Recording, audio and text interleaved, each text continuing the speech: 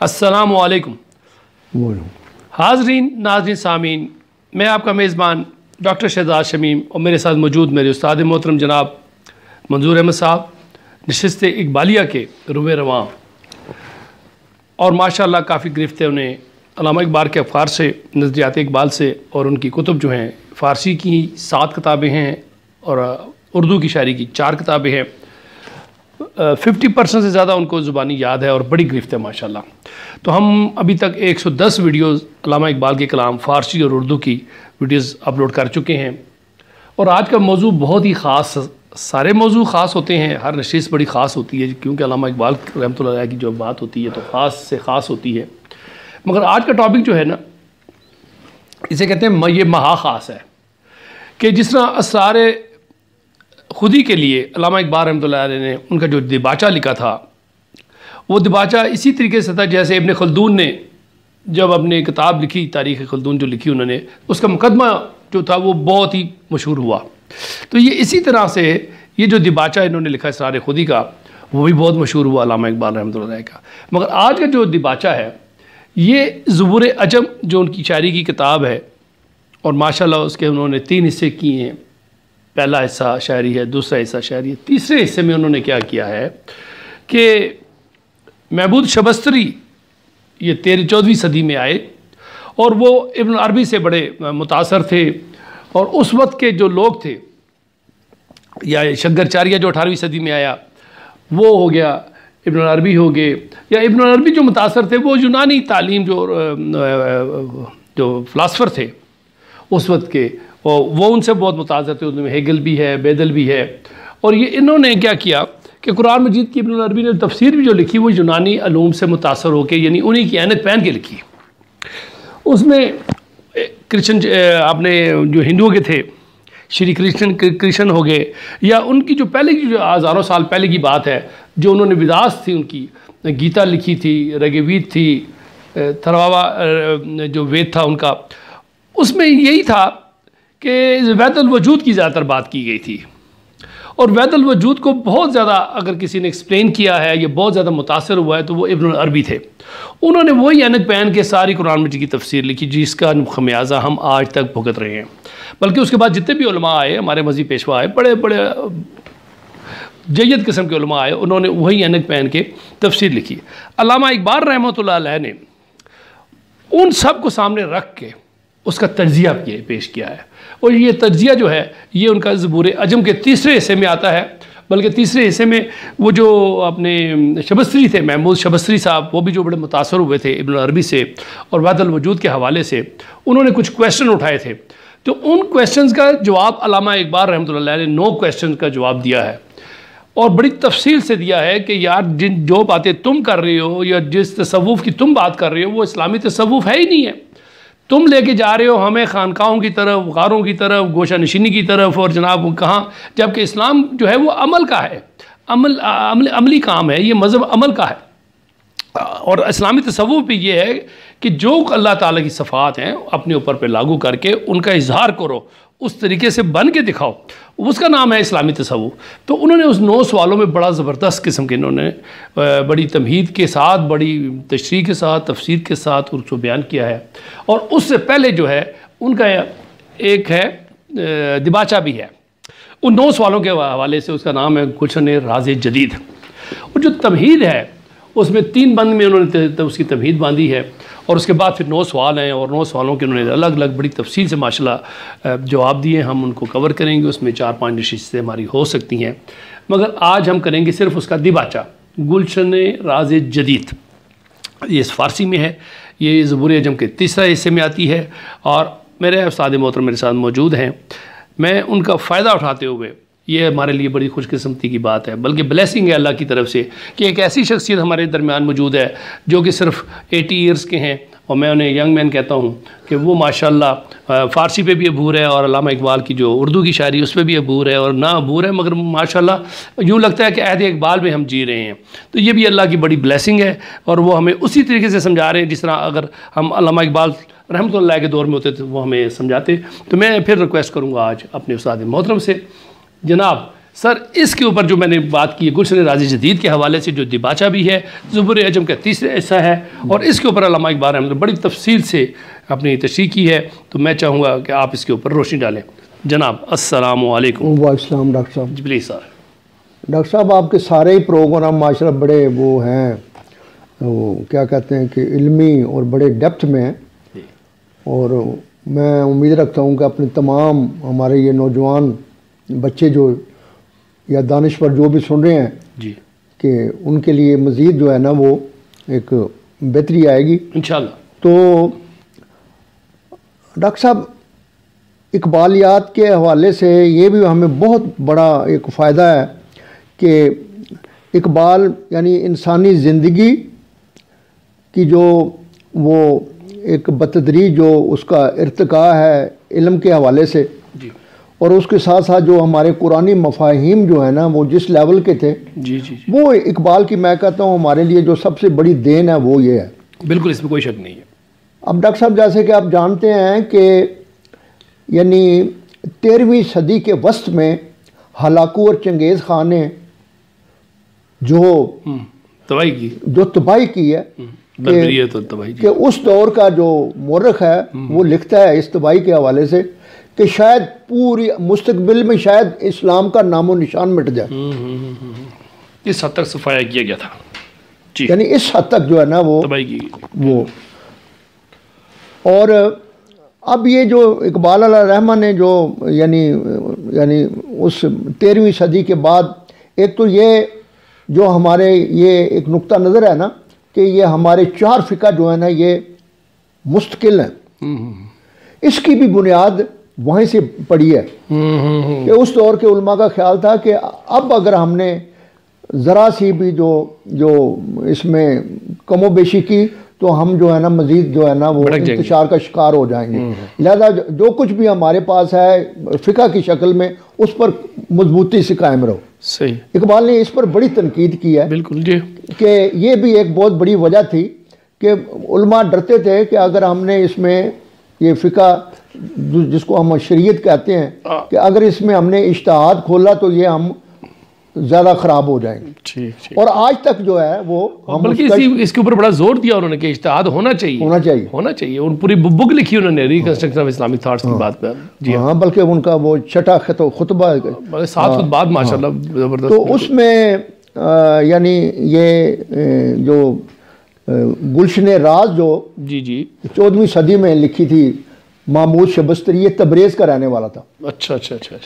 تو یعنی اقبال نے بڑی وہ بغیر کسی وہ سے ہچکچاہٹ کے انہوں نے کہا کہ آج تک یعنی 14ویں صدی سے لے کے 20ویں صدی کا کسی نے بھی آج تک اس پہلو پر قلم نہیں اٹھایا اور میں بندہ پہلا ہوں جو میں اس کو اس کا جواب جو ہے نا دے رہا ہوں. مجاہد آدمی تھے. تو ڈاکٹر صاحب یہ میں ریکویسٹ کروں گا آپ کے توجہ سے کہ سب سے پہلے جو ہے نا اقبال نے اپنی جو مقام اور حیثیت وعدہ کی ہے اگر ہم یہ بات سمجھ جائیں تو وہ ہمیں یعنی اقبال کا جو میسج ہے اس کو سمجھنے بھی ہمیں بڑی مدد ملے گی. ارشاد سر پلیز گو اہیڈ. تو وہ یعنی یہ جو ہمارا جو ہم پہلے بھی بات کر چکے ہیں نا کہ ابن العربی نے اور شنکر اچاریہ نے عجیب اتفاق ہے کہ شنکر اچاریہ نے ویداس جو تھی جو ہندوؤں کی جو وہ مذہبی کتاب ان کی تشریح اس نے وحدت الوجود میں کی اور بالکل یعنی ابن العربی نے قرآن کی تفسیر بھی وحدت الوجود سے کی وہی نظر کی. اور نتیجہ کیا نکلا کہ یہ کائنات اور زندگی کے حوالے میں جو تصورات تھے وہ کافی ان کے ایک دوسرے سے مماثلت تھے اور اس کی وجہ کیا ہوئی کہ وہ ہندو بھی پہ بھٹک گئے اور مسلمان بھی آتے اپنے پاؤں پہ نہیں کھڑے ہو سکے, بے عملی کا شکار, تسبیحات پہ آ گئے جناب اور چلوں پہ آ گئے. آپ دیکھو 20ویں صدی میں اقبال علیہ الرحمہ لکھتے ہیں, یہاں سے شروع کرتے ہیں. جی ساتھ ز جان خاور آن سوز کوہن رفت جی دمش و ماند و جان او تنز رفت. جی کہ اے نوجوانوں, خاور کہتے ہیں مشرق کو. جی سر. کہ 20ویں صدی میں یعنی مشرق کی حالت یہ ہے کہ یہ اس طرح پتہ لگتا ہے کہ ایک مردہ جسم ہے کہ جس میں جان نکل چکی ہے. وہ پرانا ساز کہتے ہیں کہ پرانا سوز باقی نہیں رہا، اس کی سانسیں تھک گئی ہیں اور جسم بے جان ہو گیا ہے. ہاں یعنی جان خاور جی جی جی کہ مشرق کی جو ہے وہ روح ہے وہ پہلے سے جو ہے نا وہ جذبہ نہیں رہا، اور اس طرح نظر آتا ہے کہ جس طرح اس کے اندر سے سانس جو ہے نکل گیا ہے، مردہ ہو گیا. جی جی جی. چو تصویریں کے بے تارے نفس زیست نمی داند کے ذوق زندگی چیست، کہ پورا مشرق اس طرح پتہ لگتا ہے کہ ایک ایسی تصویر ہے کہ جو کہ صرف تصویر ہی ہے اور اس میں کوئی جان نہیں ہے. آج مطلب یہ وہ تصویر ہے، اس تصویر کی مانند ہے جو نفس کے تار کے بغیر زندہ ہے. صحیح ہے. ہاں جی جی. کہ جس طرح کی تصویر لٹکائی ہوتی ہے، بالکل بالکل اس میں روح نہیں ہوتی. دلش از مدعا بیگانہ گردید جی جی. نئے او آز نواب بیگانہ گردید، جی جی. کہ یعنی جس طرح وہ ایک تصویر ہے، اس کی کوئی تمنا نہیں ہوتی، کوئی آرزو نہیں ہوتی، تصویر ہے. یعنی پورا جو ہے یہ ایشیا اور مشرق جو تھا، یعنی اقبال نے کتنی جناب نا وہ یعنی ایک بڑی جس طرح سرجن آپریشن کرتا ہے نا، اور وہ بغیر کسی کے وہ نشتر چلاتا ہے، تو یہاں اقبال نے یہ تو بطرز دیگر از مقصود گفتم جواب نامہ محمود گفتم، کہ میں نے ایک اور انداز سے یعنی جواب دیا ہے ان سوالوں کا جو کہ اس سے پہلے محمود شبستری نے دیے تھے. جی جی. زائد شیخ تائیں روزگارے نزد مردے بجانے ما شرارے، کہ یہ یعنی اندازہ لگاؤ کہ 600 سال سے اقبال اللہ رحمہ کہتے ہیں کہ کوئی بھی ایسا شخص نہیں تھا جس نے اس چنگاری کو جگایا ہو، جس نے یعنی میں پہلا شخص ہوں 600 سال میں کہ میں نے آج ان پہلو پر میں قلم اٹھا رہا ہوں. لوگ کہتے ہیں یہ گوئٹے سے متاثر تھا تو فلانے سے متاثر تھا تو اس سے متاثر ہو کے شاعری کی. کیا بات ہے. نعوذ باللہ. اور ہماری حالت کیا تھی پوری مشرق کی، کفن در بر بخا کے آرمی دیم ولے یک فتنہ ہے میشر ندید. ہم ایک ایسے مردے کی طرح تھے کہ جو قبر میں، یہ پورا مشرق جو تھا کہ مردے کی طرح ہم لیٹے ہوئے تھے. گزشت از پیش آن دانائے تبریز قیامت ہا کے رست از کشت چنگیز، کہ محمود شبستری کے سامنے تو جو تھا نا وہ ہلاکو اور چنگیز خان کا پورا دور گزرا ہے. اچھا اچھا اچھا. صحیح ہے. بالکل. نگاہ ہم انقلاب دیگرے دید طلوع آفتاب دیگرے دید، میرے سامنے وہ چیز تو نہیں تھی جو یعنی ہلاکو اور چنگیز کے تھے، لیکن میرے سامنے یہ جو 20ویں صدی کے جو حالات اور واقعے تھے میرے سامنے یہ تھے. صحیح ہے. کہ میں نے دوسری طرز کا وہ انسانی زندگی میں جو بہت تبدیلیاں آئیں، محمود شبستری نے ہلاکو اور چنگیز خان کا دور دیکھا، اور میں نے اپنے عہد میں یہ یورپ اور یہ یعنی سوشلسٹ طرز زندگی وغیرہ یہ میرے سامنے ہے. بالکل بالکل. تو ضرورت تھی کہ میں وہ قرآنی نقطہ نظر جو ہے وہ بغیر کسی دھڑ کے پیش کروں. تو کہتے ہیں کشودم از رخ مانی نقابے، جی جی، بدست ذرہ دادم آفتابے. تو کہتا ہے کہ میں نے بالکل چہرے سے پردہ جو ہے اٹھا دیا، اس زندگی تھا، اور میں نے ایک عام کمزور آدمی کو بھی میں نے زندگی عطا کی. بالکل. یعنی دوسرے لفظوں میں کہ وہ قرآنی مفاہیم جو کہ یہ وحدت الوجود کے حوالے سے، جس طرح اقبال علیہ رحمہ نے اسرار و رموز میں کہا ہے نا، جی جی، کہ لذت حیات، جی جی، انا کی انفرادیت، جی جی، اس کا اسبات استحکام اور توسیع میں وابستہ ہے. تو اس بات کو میں نے کھولا، یعنی میں نے ذرے کے ہاتھ میں جیسے سورج تھما دیا، سورج کا جام اس کے ہاتھ میں تھما دیا. اور پھر اپنے بارے میں کہتے ہیں کہ نہ پنداری کے من بے بادہ بستم، کمزوروں کو درس ہمت بھی دی، ہمت بھی دیا. کہتا تو اے لوگوں یہ مت سمجھو کہ میں یہ جو کچھ کہہ رہا ہوں میری کوئی بنیاد نہیں ہے، کہ میں جو ہوائی باتیں نہیں کر رہا میں. ہاں، نہ پنداری کا من بے بادہ مستم، مثال شاعراں افسانہ بستم. صحیح. یہاں ڈاکٹر صاحب بہت بڑی بات کی تھے. کہتا ہے لوگوں میں شاعروں کی طرح یہ غم جانا اور غم دورہ نہیں کہہ رہا. صحیح. اور یہ بھی مت سمجھو کہ میں بغیر کسی بنیاد کے میرے پیچھے قرآن ہے، یا جو کچھ کہتا ہوں اس میں عمل نہیں کرتا. ہاں، نہ پنداری کے من بے بادہ بستم، مثال شاعراں افسانہ بستم، نہ بینی خیر ازاں مرد فرودست کہ برمن تومت شعر و سخن بست. اور یہاں بڑا وہ ناراض ہوتے ہیں، کہتے ہیں کہ میں اس شخص کو یعنی گھٹیا سمجھتا ہوں جو مجھے یہ کہتا ہے کہ میں شاعر ہوں. ڈاکٹر صاحب کیا بات.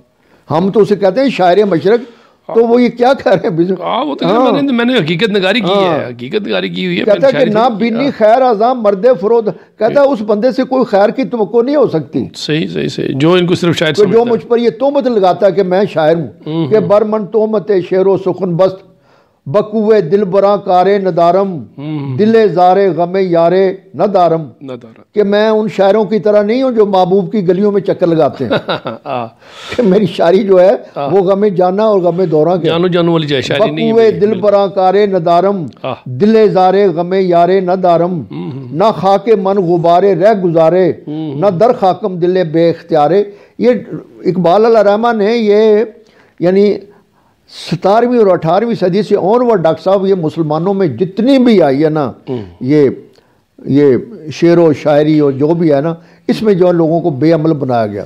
تو اقبال نے کہا کہ میں ان کے نقش قدم پہ نہیں چل رہا. بالکل ایک پوری لڑی ہے جی, امیر تک امیر ہے, میر درد ہے, داغ ہے, وہ جی اکبر الہ آبادی ہے, یا حسین حالی صاحب ہیں, بہت سارے تھے, طالب ہیں. بالکل جتنے بھی اس وقت یہی تھا, یہی چکر تھا. اشارے رونا پیٹنا تھا لڑکیوں کے پیچھے, عورتوں کے پیچھے, اپنی معشوقوں کے پیچھے. بس وہ نہیں کہ رونے پیٹنے. اور سب سے بڑی بات ہے کہ دیوانوں کے دیوان لکھے انہوں نے. زندگی سے آنکھیں چرانا, زندگی کا مقابلہ نہیں کرنا. بالکل. اور جناب نا جو فطرت و کائنات ہے اس کا نفی کرنا اور اپنی نفی کرنا. بالکل. بلکہ میں کیا ہوں, فرماتے بجبریل امی ہم داستانم رقیب قاصد و درمان دانم. کہ اے مسلمانوں آپ کو کیا پتا, یعنی یہاں بہت بڑی ڈاکٹر صاحب بات کر گئے ہیں. بجبریل امی, میں تو خدا کے مقرب فرشتے جبریل امین کا ہم زبان ہوں. یعنی کہتا ہے میری بات کو لائٹ نہ لو, میری شاعری بہت پاکیزہ شاعری ہے. رقیب قاصد و دربان ندانم مرابا فقر سامان کلیمست فر شاہن شاہی زیر گلیمست. اور کہتا ہے جو شخص بھی میری شاعری کو سمجھ گیا, سمجھو کہ اس کی گودڑی کے نیچے جناب طاقت ہے, ہیبت ہے. یعنی دوسرے لفظوں کہ میں قرآنی مفاہیم جو ہے نا 20ویں صدی کی زبان میں تمہیں سمجھا رہا ہوں. کوئی شک نہیں, بالکل ایسے ہی ہوا ہے. اگر خاکم بسہرائے نہ گنجم اگر آبم بدریائے نہ گنجد. تو کہتا ہے کہ اگر میں صحرا ہوں, اگر خاکی ہوں, تو کہتا ہوں میں تو صحرا میں نہیں سمو سکتا. اگر میں مٹی ہوں تو میں وہ مٹی ہوں جو کہ صحرا میں بھی نہیں سما سکتی. ایسے ہی ہے. اور اگر میں قطرہ ہوں پانی کا تو میں وہ کوئی سمندر میں نہیں سما سکتا. اور ان دونوں سے میں الگ ہوں. بالکل صحیح کہتے ہیں, بالکل صحیح ہے. دل سنگ از زجاج من بلرزد یم افکار من ساحل نہ ورزد. کہتا ہے کہ میں اگر شیشہ ہوں تو کہتا ہے مجھ سے چٹانیں گھبراتی ہیں. بالکل ایسی. اور میرے جو افکار کی جو وسعت ہے اس کا کنارہ ہی کوئی نہیں ہے. وہ سمندر کی طرح اس کا کوئی کنارہ کوئی نہیں ہے. اور میرے شیشے سے پتھر کا دل بھی خوف زدہ ہے. کیا بات ہے, کیا بات. نہا تقدیر ہا در پردہ من قیامت ہا بغل پر بردہ من. اور اے نوجوانوں میری شاعری کو سمجھو اور آپ کو اس میں اپنی تقدیر نظر آئے گی. میری شاعری جو ہے وہ غم جانا اور غم دوروں یا محبوب کی زلفیں نہیں ہیں, بلکہ تمہاری زندگی کیا جو ہے نا وہ بالکل میرے پردے میں مقدر پوشیدہ ہے. یعنی کہ تمہارے مقدر پوشیدہ ہے اور قیامتیں میری آغوش میں پرورش پاتی ہیں. کہ میری شاعری کے اندر جو میسج ہے بالکل آپ کو جو ہے نا اگر قرآن کی تفسیر ہے تو وہ تمہیں نظر آئے گی. بالکل ایسے ہی ہے. اور میں نے جو کچھ بیان کیا ہے دم درخیشتن خلوت گزیدم جہان لاز والے آفریدم. اور اے لوگوں میں تمہیں کیا پتا ہے کہ میں خود آگاہ ہوں. بالکل. اور اس خود آگاہی کے حوالے سے میں نے آپ کے لیے جو ہے نا زندگی کے موتی میں نے پروئے. اور سب سے پہلے اس حوالے سے انہوں نے کہا کہ مرازی شاعری خود آر نہ آید کہ در صد کرن یک اتار نہ آید. تو یہاں انہوں نے طریقے سے کہا ہے کہ جس طرح وہ ہے نا کہ ہزاروں سال نرگس اپنی بے نوری پہ روتی ہے, بالکل بڑی مشکل سے ہوتا ہے چمن میں دیدہ ور پیدا. تو کہتا ہے لوگوں مجھے شاعر نہ سمجھو, اور مجھ جیسا انسان بار بار نہیں آتا, لہذا جو کچھ میں کہہ رہا ہوں اس کو بڑا سیریس لو اور اپنی زندگی کو سنوارو. یعنی کہ وہ کہتے ہیں نا، اس سے پہلے والا شعر آپ نے پڑھا ہے، میں نے ایک لمحے کے لیے دنیا سے الگ ہو کر اپنے آپ پر غور کیا تو ایک لازوال جہان پیدا کر لیا، اب انہی افکار کو صفحہ ہستی کرتاس پر لکھ رہا ہوں. یعنی میری جو شاعری ہے وہ انہی جو افکار تھے وہی اب صفحہ سے.